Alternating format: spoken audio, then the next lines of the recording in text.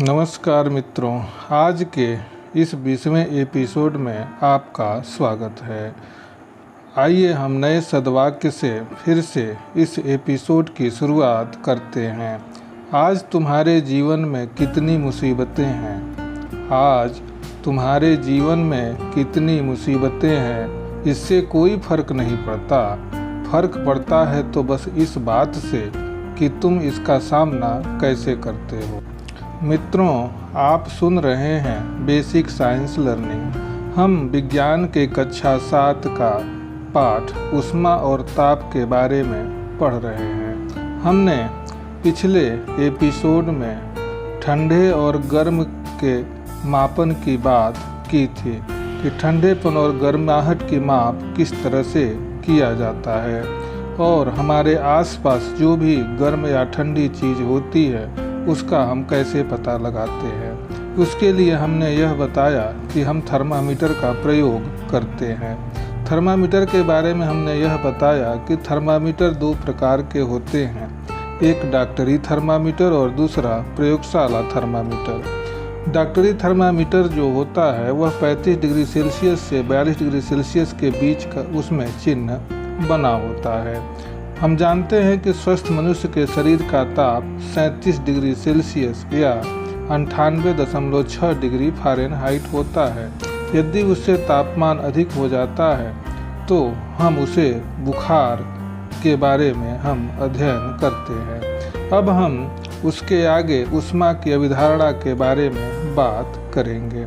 इसके लिए हम एक नया प्रयोग करते हैं, या हम यूँ कह सकते हैं कि यह एक नया क्रियाकलाप हम कर सकते हैं, जिसे इस पाठ का क्रियाकलाप 2 है। हम क्या करते हैं कि एक भगोने में पानी भरकर उसे जलते स्टोव पर रखकर गर्म करते हैं। जब भगोने का पानी उबलने लगता है तो उसे एक प्लेट से ढक देते हैं। अब उसके बाद हम उसको लगातार अवलोकन करते जाते हैं। हम देखते हैं कि प्लेट ऊपर नीचे होती रहती है और पानी की भाप बाहर निकलती रहती है। जब पानी को हम गर्म करते हैं अर्थात ऊष्मा देते हैं तो पानी उबलने लगता है और वह वाष्प अर्थात भाप में बदल जाता है। उसके फलस्वरूप प्लेट ऊपर नीचे होने लगती है। भाप द्वारा प्लेट को ऊपर नीचे करने की क्षमता ऊष्मा से प्राप्त होती है, अतः ऊष्मा में कार्य करने की क्षमता है। हम जानते हैं कि कार्य करने की क्षमता ऊर्जा कहलाती है, अतः ऊष्मा भी एक प्रकार की ऊर्जा है। यह प्रयोग हम अपने घर पर भी कर सकते हैं तथा यह प्रयोग हम अपने विद्यालय में भी कर सकते हैं। तो हम इससे यह क्रियाकलाप से हमें यह अवधारणा प्राप्त हो गई कि ऊष्मा एक प्रकार की ऊर्जा है। उसी प्रकार एक तीसरा क्रियाकलाप हम करते हैं।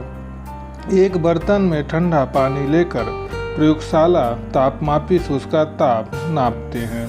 यह हम गिलास में भी कर सकते हैं। धातु के एक टुकड़े को गर्म करके बर्तन वाले ठंडे पानी में डाल देते हैं। कुछ समय बाद पानी का पुनः ताप जब हम नापते हैं तो तापमापी के पाठ्यांक में अंतर दिखाई देता है। हम देखते हैं कि दूसरी बार पानी का ताप बढ़ गया, जिससे तापमापी का पाठ्यांक बढ़ जाता है। इससे स्पष्ट है कि धातु के गर्म टुकड़े से ऊष्मीय ऊर्जा का प्रवाह ठंडे पानी की ओर होता है, अतः ऊष्मा एक प्रकार की ऊर्जा है। हम यह कह सकते हैं कि यदि हम किसी गर्म धातु को पानी में डालें तो ऊष्मा का प्रवाह जो ठंडे पानी की ओर होता है, अतः हम यह इससे सिद्ध होता है कि ऊष्मा एक प्रकार की ऊर्जा है जिसका प्रवाह अधिक ताप से कम ताप के वस्तु की ओर होता है। तो यह रही ऊष्मा की अभिधारणा। अब हम ऊष्मा के मात्रक के बारे में बात करेंगे। ऊष्मा ऊर्जा का ही एक रूप है, अतः इसे मापने के लिए ऊर्जा के मात्रकों का प्रयोग किया जाता है। ऊर्जा का मात्रक, या यूँ हम कहें कि ऊर्जा का एसआई पद्धति में मात्रक जूल होता है। इसलिए ऊष्मा का मापन भी का मात्रक भी हम जूल में करते हैं, अर्थात जूल में हम इसे मापते हैं। ऊष्मा के अन्य मात्रक कैलोरी तथा किलो कैलोरी भी हैं जिसका उपयोग हम करते हैं। यदि हम कैलोरी की परिभाषा जानना चाहें तो 1 ग्राम शुद्ध जल का ताप जो 14.5 डिग्री सेल्सियस से 15.5 डिग्री सेल्सियस तक अर्थात 1 डिग्री सेल्सियस बढ़ाने के लिए आवश्यक ऊष्मा की मात्रा को हम 1 कैलोरी कहते हैं। अर्थात यदि हम कैलोरी को जूल में नापें या उसमें हम मात्रक को बदलें तो 1 कैलोरी बराबर 4.18 जूल और 1 किलो कैलोरी बराबर 1000 कैलोरी बराबर 4.18 गुणे 10⁻³ जूल या 4.18 गुणे 1000 जूल। अब हम ऊष्मा के मापन और उसकी निर्भरता के बारे में बात करते हैं।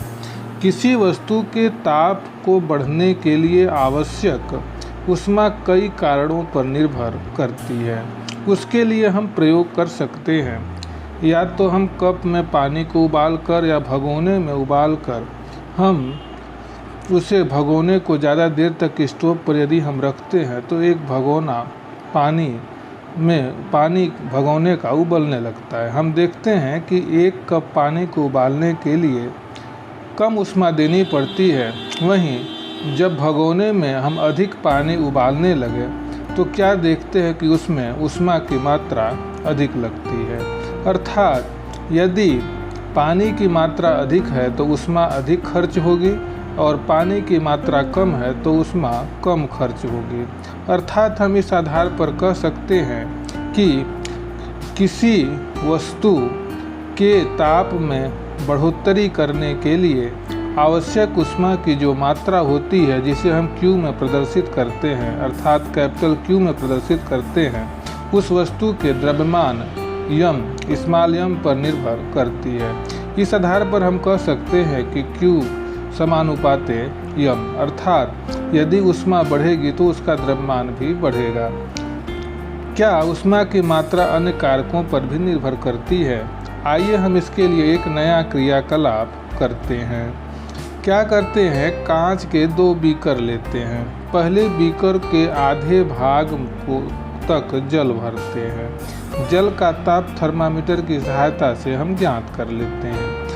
यह जल का प्रारंभिक ताप है और इसे हम नोट कर लेते हैं। अब इस जल को स्प्रिट लैंप की सहायता से इतना गर्म करते हैं कि जल का जो ताप प्रारंभिक ताप से 20 डिग्री सेल्सियस बढ़ जाए।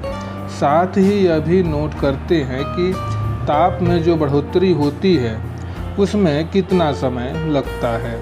अब हम क्या करते हैं कि दूसरे बीकर में पहले बीकर के बराबर जल लेकर उसे इतना गर्म करते हैं कि जल का ताप पहले के ताप से 40 डिग्री सेल्सियस बढ़ जाए।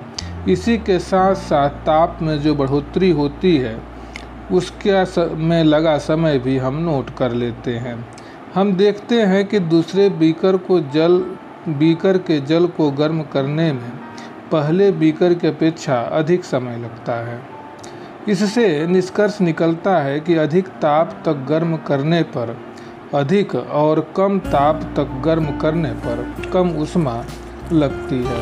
अर्थात हम यह कह सकते हैं कि यदि हम सामान्य एक ही मात्रा में यदि जल को गर्म करें, यदि हम कम तापांतर तक गर्म करते हैं तो उसमें ऊष्मा कम खर्च होगी, जबकि यदि हम उससे अधिक अर्थात अधिक तापांतर में गर्म करें तो ऊष्मा अधिक खर्च होगी। इस आधार पर हम कह सकते हैं कि ऊष्मा की जो मात्रा होती है वह ताप पर भी निर्भर करती है। अर्थात हम यह कह सकते हैं कि अधिक ऊष्मा खर्च करने के लिए हमको अधिक ताप बढ़ाना पड़ेगा। अर्थात यदि हमको तापमान अधिक बढ़ाना है तो ऊष्मा हमारी अधिक खर्च होगी। इस आधार पर हम इस निष्कर्ष पर पहुंचते हैं कि ऊष्मा की जो मात्रा होती है वस्तु के तापांतर अर्थात ताप में जो अंतर होता है उस पर भी निर्भर करता है।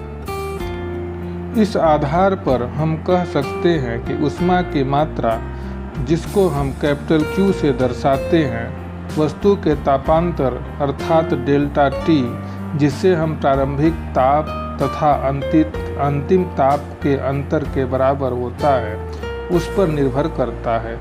अर्थात हम कह सकते हैं कि Q समानुपाते डेल्टा T, अर्थात ऊष्मा सीधे तापांतर पर के समानुपाती होता है। तो मित्रों, आज के इस एपिसोड में बस इतना ही।